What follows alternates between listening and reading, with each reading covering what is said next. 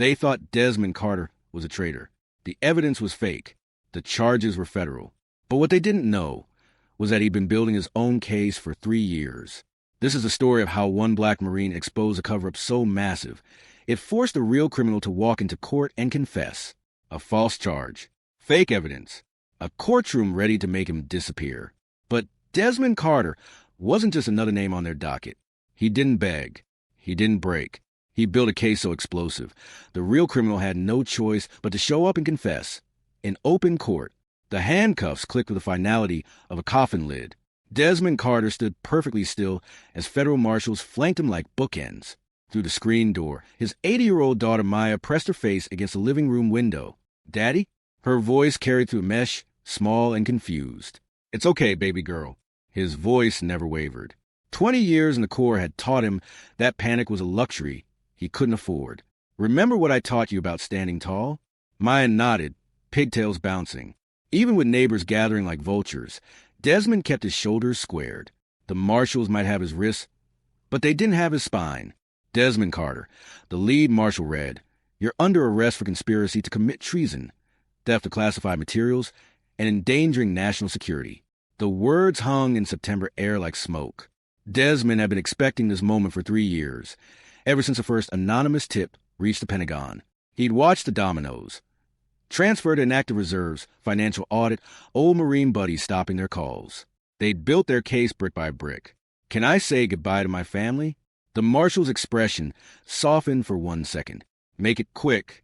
At the screen door, his wife Carmen waited in her wrinkled nurse's uniform. She'd been through mysterious reassignments and midnight calls. But this was different. This was endgame. "Call Henderson," he said quietly, referring to the public defender she'd researched. "Tell him I need my complete service jacket. All of it. Section 552 exemptions won't apply here." Carmen's eyebrows lifted. She'd married a Marine, but was discovering she'd also married a tactician. "Anything else?" "Tell our daughter her daddy's going to war." The courthouse steps were a circus. News vans lined the street like tanks, reporters shouting questions that ricocheted off concrete. "Did you sell secrets? How long have you been planning this? Do you hate America?" Desmond walked through the gauntlet with parade ground precision. They wanted him to stumble, look guilty, give them the money shot. Instead, he kept his eyes forward and mouth shut. The arraignment was theater. Assistant U.S. Attorney Patricia Volkov read charges like scripture, her voice sharp with conviction. Judge Morrison, silver-haired, probably never heard a shot fired in anger, listened with detached interest. "How do you plead?" "Not guilty, Your Honor." Volkov launched into her bail argument. Desmond was a flight risk, trained killer with international connections and classified knowledge. Public defender Marcus Henderson managed a weak counterargument about community ties. It was like bringing a butter knife to a gunfight. Bail is denied. As the bailiff approached with shackles, Desmond spoke up. "Your Honor, I'd like to request immediate access to my complete military service record under 10 U.S.C. Section 1552. Henderson blinked, clearly lost. Morrison frowned. "That's unusual, Mr. Carter. The prosecution's case relies on my alleged access to classified materials. My service record will show exactly what clearances I held and when. It's exculpatory evidence." Volkov jumped up. "Your Honor, the defendant's service record contains sensitive." "That what, counselor?" Desmond interrupted, earning Morrison's sharp look. "That contradicts your timeline. Shows I was never in the chain of custody for these materials." The courtroom went dead quiet. Henderson stared at his client, like he'd started speaking Mandarin. "Furthermore, I request a copy of the investigative file under Brady v. Maryland, including all exculpatory evidence and agreements with cooperating witnesses." Morrison's eyebrows climbed. "Mr. Henderson, did you prep your client on legal procedure?" "I prepped myself, Your Honor." Desmond's voice carried the authority he'd used commanding Marines in Kandahar. 20 years in the Corps teaches you to read fine print, especially when someone's trying to bury you under it. A murmur rippled through the gallery. Volkov's poker face cracked. This wasn't script. The defendant was supposed to be overwhelmed, confused, dependent on an overmatched public defender. "Your requests are noted, Mr. Carter. Actually, Your Honor, I'd like to file pro se motions under Rule 12b. 3. For dismissal based on improper venue, and Rule 16 for discovery." The bailiff stopped moving. Henderson looked like he was watching magic. Volkov's jaw could crack walnuts. "Mr. Carter, You're represented by counsel. I'm aware, but counsel wasn't present during my 20 years of service. I was, and I know what they're really after. For the first time since arrest, Desmond allowed himself a thin smile. Not victory. The smile of a Marine who just laid ordnance and was waiting to see what exploded. In the gallery's back row sat a woman, mid-40s, graying hair, taking notes on a legal pad. Too quiet for a reporter, too focused. When their eyes met, she gave the slightest nod. Some battles were won in preparation. Desmond Carter had been preparing for this war longer than anyone knew. 6 days later, Henderson arrived at the federal holding facility with discovered materials, looking like he'd been sleeping in his car. "Jesus, Carter," he muttered, dropping a banker's box onto the metal table. "Half these motions are giving the prosecutor headaches." Desmond studied Henderson's microexpressions. Dilated pupils, stress. Quick glance toward the door, wanted to leave. Fidgeting with wedding ring. Financial problems. "What did you find in my service jacket?" Henderson opened a manila folder. 3 commendations for valor. 2 Purple Hearts. Spotless conduct for 19 years. Then there's year 20. What about year 20? Mostly redacted. All I can see is transfer to a classified unit, then medical discharge 8 months later for psychological evaluation. Desmond's expression didn't change, but something shifted behind his eyes. The evaluating psychiatrist's notes are sealed under national security provisions. I've never seen that before. Because you've never defended a man who knows where bodies are buried. Did you file for unredacted records? The government claimed state secrets privilege. Close hearing next week. No. Open court. Everything on record. Henderson blinked. Carter, they'll fight it. That's the point. Desmond leaned back with mission briefing calm. You want to know what happened in my 20th year? Yeah. Then subpoena Dr. Sarah Chun, former Navy psychiatrist. Last known address Seattle, but she's been off-grid for 2 years. Why her? She wrote my evaluation. 3 weeks after submitting it, the Navy transferred her to a research position that doesn't exist. Henderson stopped writing. What do you mean?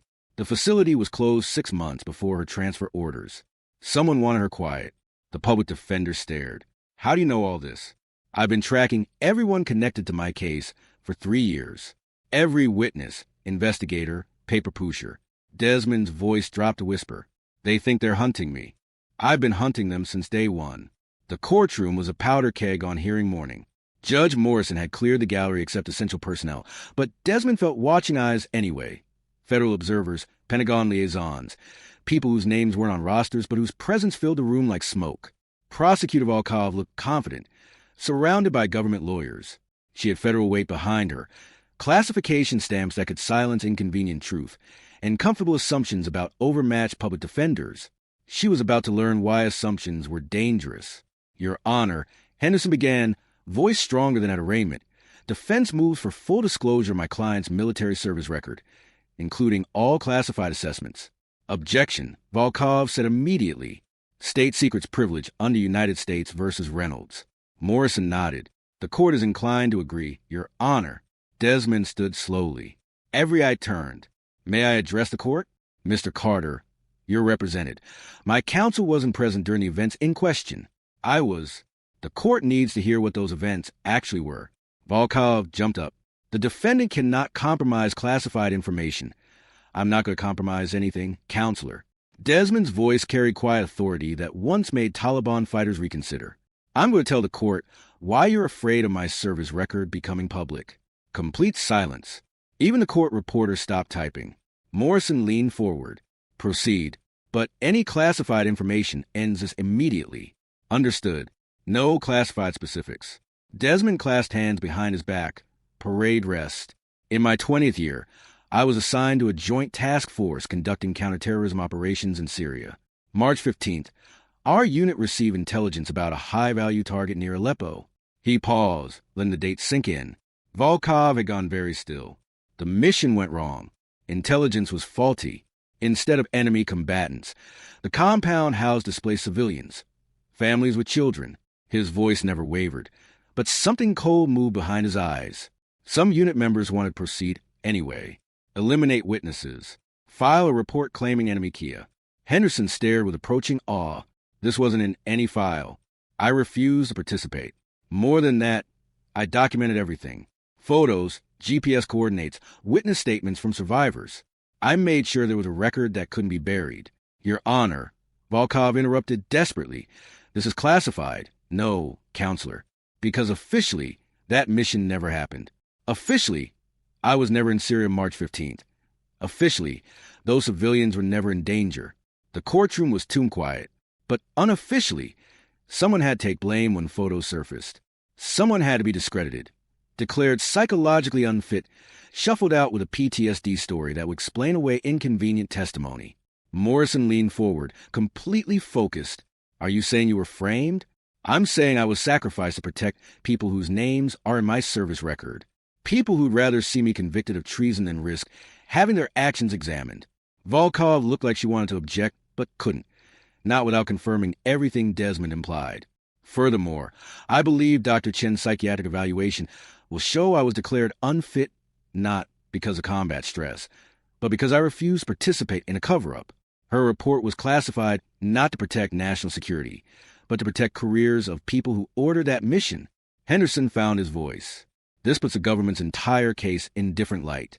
If my client was targeted for retaliation, wild speculation, Volkov said, voice lacking earlier conviction. Then prove it, Desmond said quietly. Release my complete service record. Let Dr. Chen testify. If I'm lying, delusional, treasonous, it'll all be there in black and white.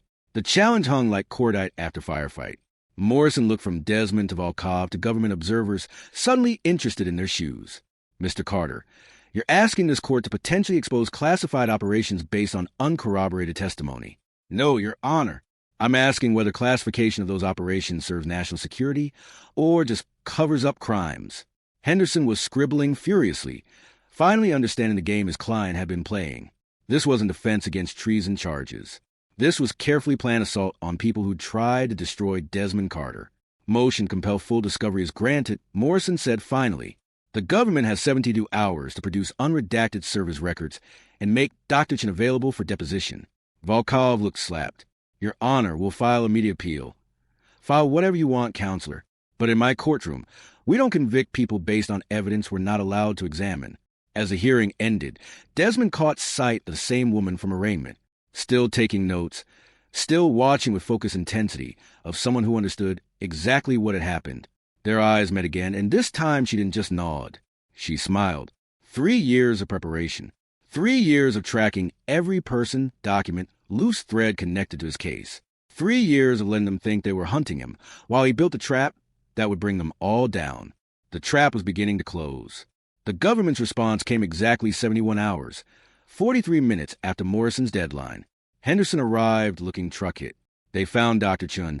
He said, without preamble, federal protective custody, 18 months. Desmond's stillness shifted quality. Protective custody from what?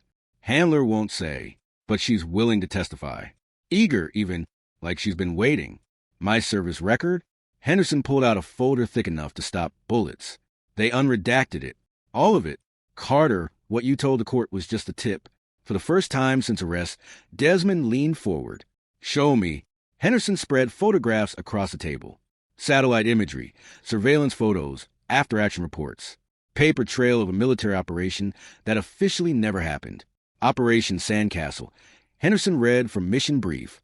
Joint Task Force, Syria, March 2021. Primary objective, eliminate high-value target. Secondary objective, retrieve intelligence materials. Desmond stared at a photo of bombed-out building. Even in black and white, he could see children's toys and rubble. According to this, mission was complete success. HVT eliminated, intelligence retrieved, no friendly casualties. Henderson looked up. But that's not what happened. No, that's not what happened. Henderson pulled out psychiatric evaluation signed by Dr. Sarah Chun. She wrote that you exhibited severe moral injury following classified incident. Recommended immediate removal from active duty. He flipped the page. But look at this. The next page was handwritten, barely legible. Patient shows no signs of psychological instability. Moral objection to mission parameters does not constitute mental illness. Recommend full investigation before personnel actions. S. Chunde buried her real report. Gets better. 3 weeks later, Dr. Chen was transferred to research position at facility closed 6 months earlier. When she tried raising concerns, she started receiving death threats. Henderson pulled out final document. Memos stamped with classification markings that made Desmond's clearance look like library card. Orders to eliminate all evidence of Operation Sandcastle, signed by Henderson squinted, partially redacted, but Desmond could read it, even with half the letters blacked out. He knew that signature better than his own. Colonel Marcus Graves, the man who'd recruited him, trained him, called him son. There's something else. Dr. Chin wants to meet before she testifies. Says she has information that didn't make it into reports. Dr. Chin looked older than 47. Black hair streaked premature gray, hands trembling as she poured coffee. The tremor of months looking over shoulders. Sergeant Carter. Her voice carried traces of former authority, but something had been broken and poorly repaired. Just Desmond document. She smiled. First genuine expression he'd seen. You thanked me for the session. Most people just wanted to hear what they expected. You listened. That's what got us both into this. She pulled out digital recorder. Everything I'm about to tell you, I've documented. Multiple copies, locations, insurance. Desmond felt familiar combat veteran tingle. Doc, what are you telling me? Dr. Chin pressed play. Audio was scratchy but unmistakable. Patient interview. Sergeant Desmond Carter, March 30th, 2021. Then Desmond's voice younger, rawer. They wanted me to falsify the after-action report. Say the compound was a legitimate target. But I saw the bodies document kids, families, and I saw who gave the order to fire anyway. Who gave that order, Sergeant? His son, Lieutenant Elijah Graves. Said his father would protect him, that this was just war. But when photos surfaced, when someone leaked them to a journalist, everything changed. Dr. Chin stopped the recording. Silence was deafening. There's more. Hours of it.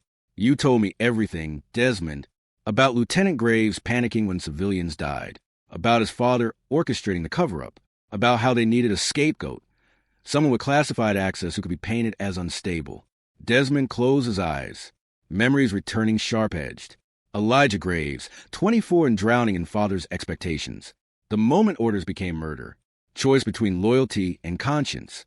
The journalist, the one who got the photos. What happened?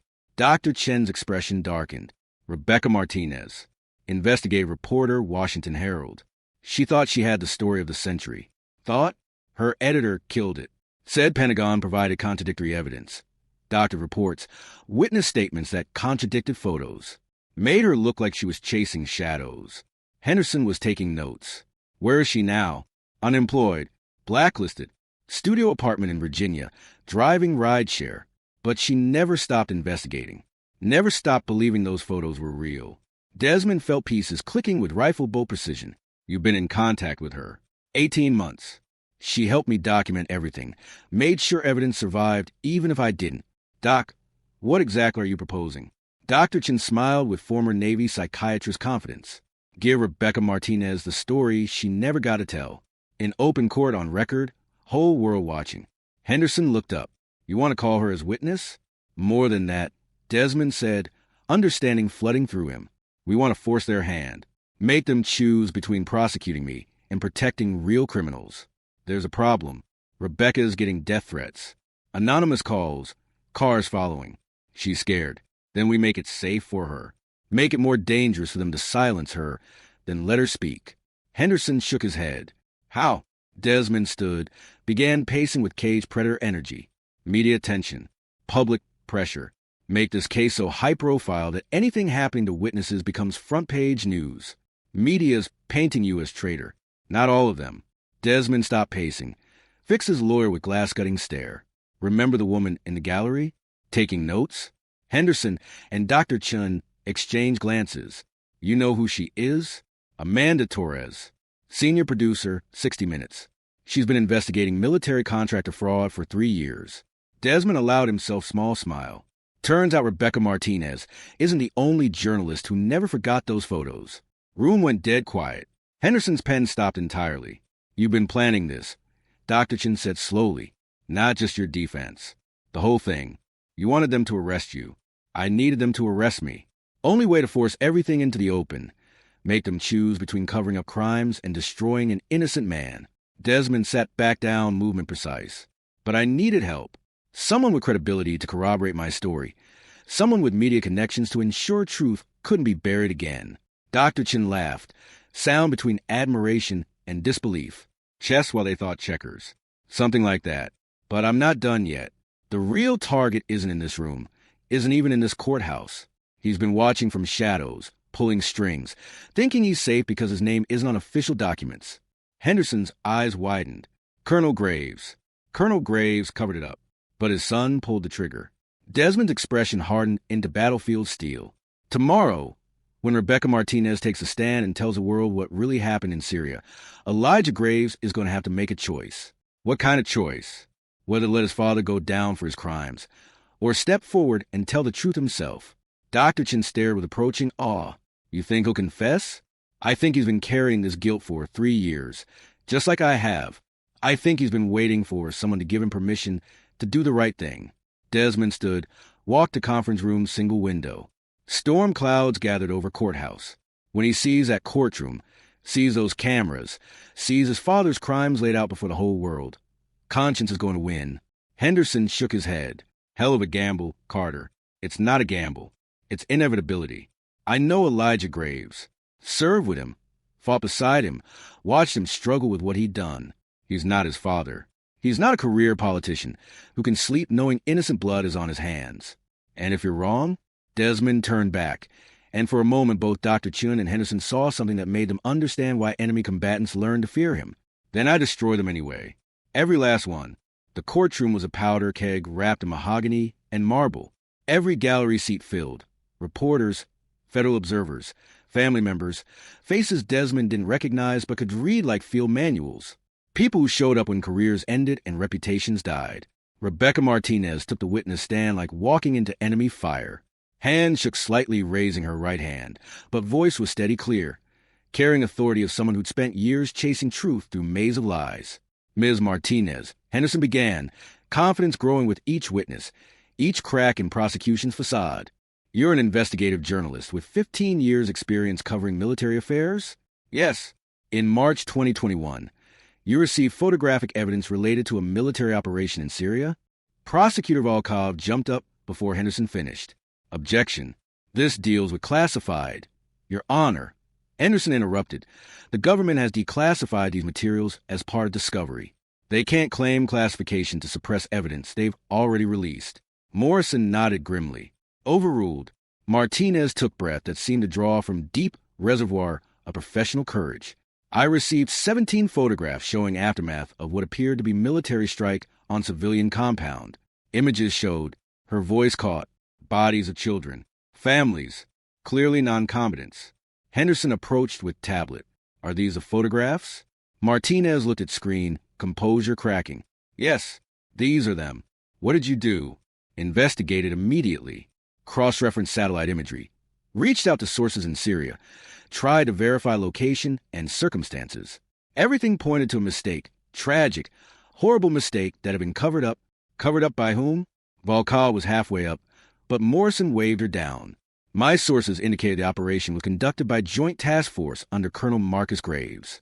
When civilian casualties occurred, rather than acknowledge the error, orders came down to falsify after-action reports and eliminate contradictory evidence. Dead silence. Even court reporter held her breath. Did you attempt to publish this story? Her laugh was bitter. Spent 3 months researching, verifying, building airtight case. Had sources, documents, photographic evidence. When I submitted the story, my editor called it the most important investigative journalism he'd seen in years. What happened then? Pentagon pressure. Within hours, we received calls claiming the photographs were fabricated, part of disinformation campaign.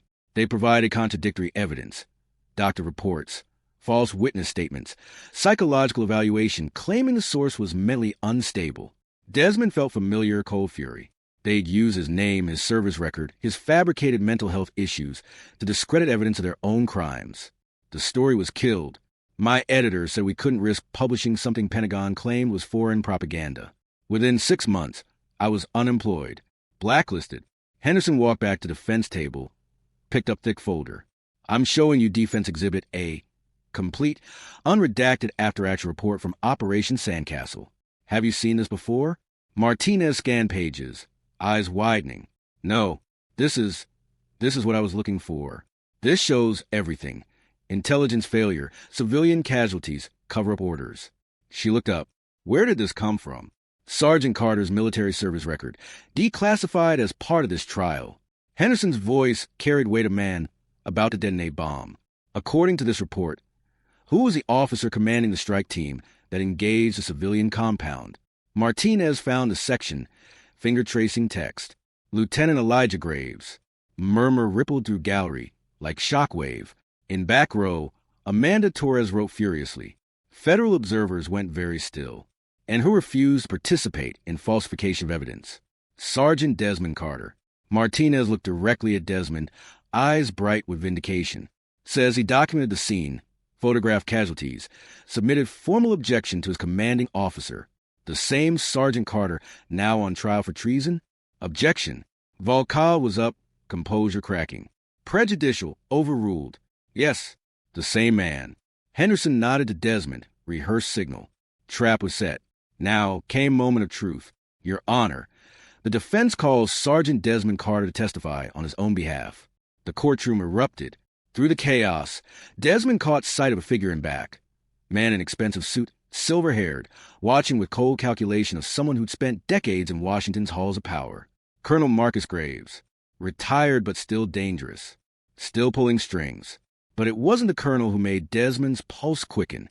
It was a younger man beside him, late 20s, square jaw, bearing unmistakable military posture. The same man who'd panicked in Syrian compound 3 years ago and changed both their lives forever. Lieutenant Elijah Graves had come to watch his destruction.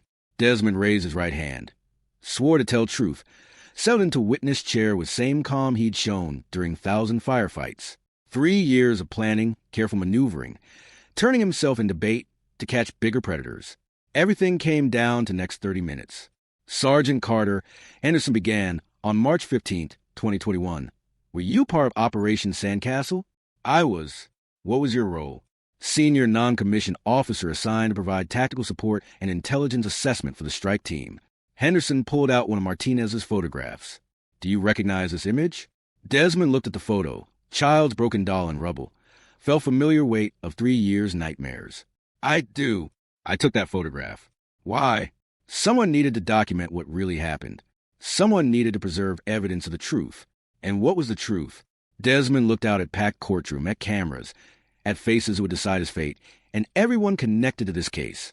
He found Elijah Graves in the crowd, saw the young man's face going pale. The truth is that we received faulty intelligence. The compound we were ordered to strike contained no enemy combatants, only displaced families seeking shelter. When this became clear, I recommended aborting the mission.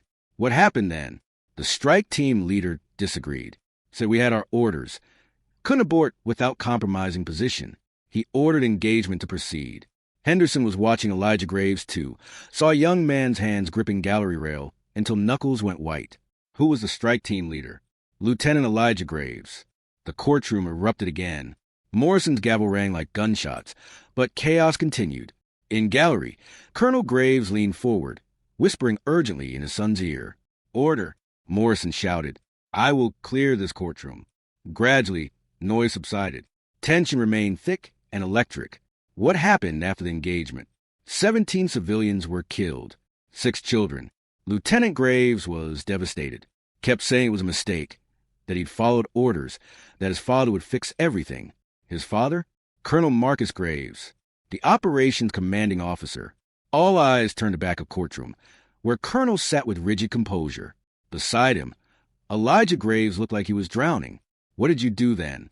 I documented everything. Took photographs, recorded GPS coordinates, interviewed surviving witnesses. I knew there would be questions, investigations. I wanted the truth preserved. And then the cover-up began. Orders came down to falsify after-action reports, claimed the compound had been legitimate military target. When I refused to participate, I was declared psychologically unfit and discharged. Henderson nodded toward prosecution table, where Volkov frantically shuffled papers. The same psychological evaluation that forms the basis of the government's case against you? Yes, they needed me discredited, unreliable, a mentally unstable veteran whose testimony couldn't be trusted. But you kept the evidence. I kept copies of everything, hidden, encrypted, distributed to multiple secure locations. I knew someday the truth would need to come out. Henderson walked back to the defense table, picked up small device, military-grade data drive. Is this one of those copies? Desmond looked at the drive and, for first time since taking the stand, smiled. It is. Your Honor, defense submits this drive as evidence. It contains complete photographic and documentary record of Operation Sandcastle, including evidence of subsequent cover-up. Volkov jumped up. Objection. This wasn't disclosed during discovery. Because we just received it this morning, Henderson said smoothly. Delivered by courier with instructions. It'd only be opened if Sergeant Carter testified in his own defense. Morrison leaned forward. Who sent this evidence? Henderson and Desmond exchanged glances. This was the moment. Final piece of the trap. Someone who's been living with guilt of March 15th for 3 years. Desmond said quietly. Someone who's ready to tell the truth. And as if summoned by those words, Elijah Graves stood up in the gallery. Your Honor, he said, voice carrying clearly through suddenly silent courtroom. My name is Lieutenant Elijah Graves, United States Marine Corps, and I need to make a statement. Colonel Graves grabbed his son's arm, tried to pull him back down. But Elijah shook him off with same determination his father had once shown on dozen battlefields. Your Honor, Elijah continued, walking toward front of courtroom. Everything Sergeant Carter just testified to is true. I was the strike team leader. I gave the order to engage. And when innocent people die because of my decision, I let them destroy a good man's life to cover up my mistake. The courtroom exploded. Morrison's gavel was lost in chaos. Reporters shouted questions. Federal observers frantically made phone calls. And in center of it all, Elijah Graves stood with tears streaming down his face. I want to confess, he said, voice barely audible above noise. I want to tell the truth about what really happened in Syria. Desmond watched from witness stand as 3 years of careful planning finally paid off. He'd read Elijah Graves correctly. Guilt had been eating the young man alive, and all he needed was permission to do the right thing. But as Desmond looked out at chaos, at cameras capturing every moment, at federal observers whose careers were about to end, he felt no satisfaction. Only cold, empty weight of justice finally being served. The truth was bleeding out at last, and everyone in that courtroom was about to drown in it. 6 months later, Desmond stood in his dress blue uniform at Maya's Elementary School Medal of Valor ceremony. The citation read, for exceptional moral courage in the face of institutional pressure and for upholding the highest traditions of the Marine Corps. Maya stood beside him, small hand in his, beaming with pride. She didn't fully understand what her father had done, but she understood that he'd stood up to bad people and won.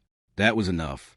After the ceremony, as they walked to the car, Maya tugged on his uniform sleeve. Daddy? Yeah, baby? The kids at school say you're a hero. Desmond stopped, knelt to her eye level. What do you think?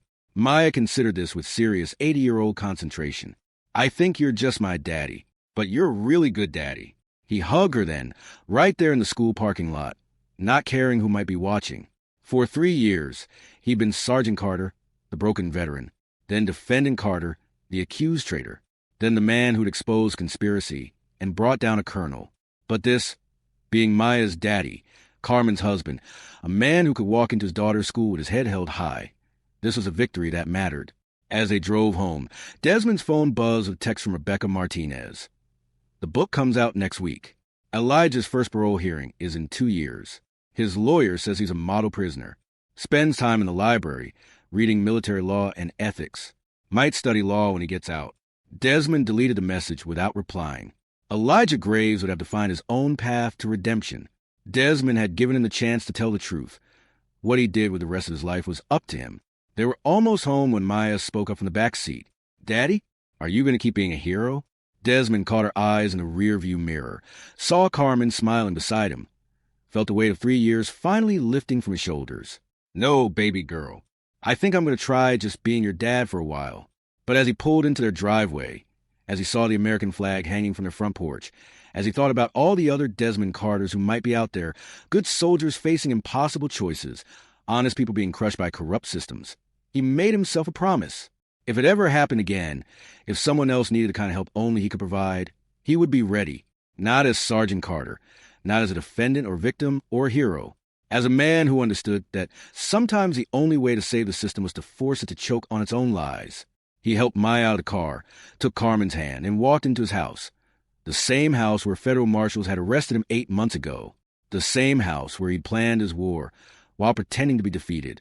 The same house where Desmond Carter had learned that the most dangerous enemy of corruption wasn't righteousness or authority or even justice. It was patience. They didn't give me justice, he thought as he closed the front door behind his family. I made them choke on it. And for the first time in 3 years, Desmond Carter slept the sleep of a man who kept his word to himself, to his family, and the 17 civilians who died in the Syrian compound because someone with power had chosen convenience over conscience. The war was over, and he'd won it the only way that mattered, by refusing to let the truth die with him,